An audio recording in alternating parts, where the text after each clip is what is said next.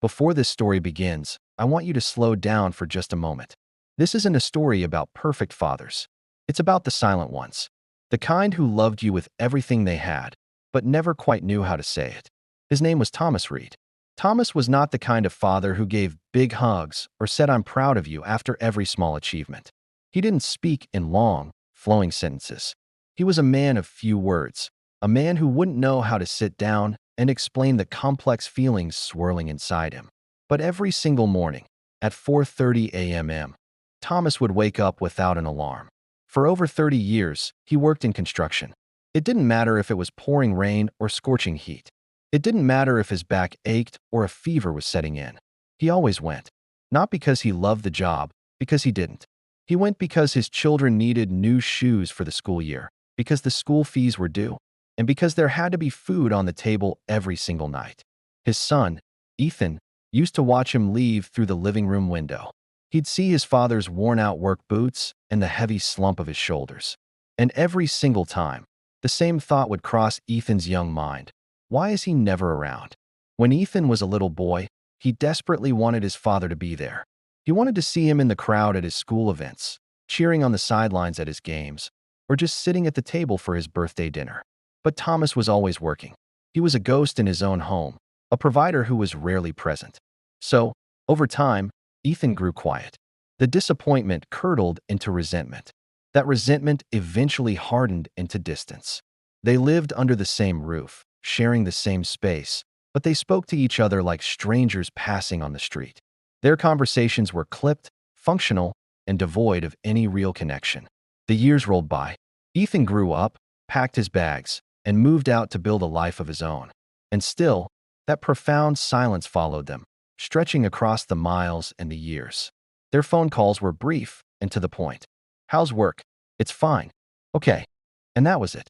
The line would go dead, and the unspoken words would hang in the air between them. One cold winter evening, Ethan's phone rang.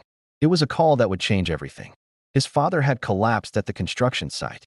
Ethan rushed to the hospital, his heart pounding in his chest, but by the time he arrived, Thomas was already gone. Just like that. No final conversation. No last-minute explanation. No goodbye. The silence had become permanent. At the funeral, Ethan stood beside the casket, feeling completely frozen, numb. He listened as people came up to him, one by one, and spoke about his father with words he had never associated with him before. "He was so hardworking. Thomas was the most reliable man I ever knew. He sacrificed so much for you kids." With each word, Ethan felt something crack deep inside his chest. It was a pain sharper than grief, a feeling of profound, gut-wrenching regret. Later that night, back at his father's empty house, Ethan started sorting through his belongings. In a dusty old drawer in the bedside table, he found a small, worn notebook. He flipped it open. Inside were pages filled with numbers, budgets, dates, expenses meticulously recorded. And then, on the very last page, written in a shaky, tired handwriting that Ethan barely recognized, were a few simple words: "I hope my children know I tried." In that moment, Ethan collapsed onto the floor, the notebook falling from his hands.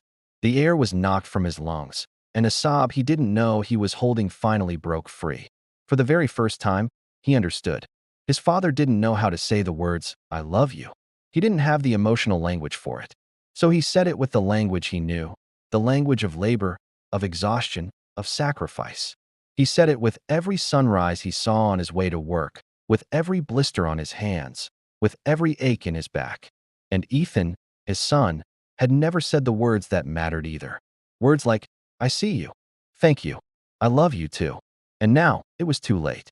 Or so he thought. Years passed, and Ethan became a father himself. One morning, as he was lacing up his own boots, getting ready for a long day at work, he saw his young son standing by the door, watching him with wide, curious eyes.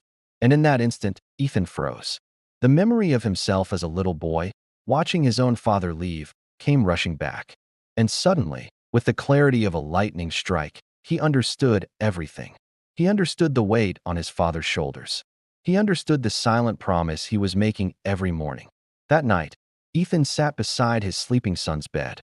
He watched the gentle rise and fall of his chest, and he whispered the words he wished he had said to his own father so many years ago. I'm doing my best for you, and I love you more than you will ever know. Some lessons in life arrive painfully late, but that doesn't mean they don't matter. They still have the power to change us, to reshape the way we love. If your father is still alive, please don't wait. Don't let the silence win. Say the words, even if they feel awkward coming out, even if your voice shakes. Just say them. And if your father is gone, find it in your heart to forgive him for where he fell short. Forgive him for his silence. And then honor his memory by loving better, by speaking louder, by breaking the cycle.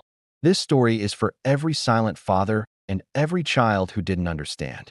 If this touched you, I invite you to share in the comments. What is something you never got the chance to say to your father? Thank you for listening.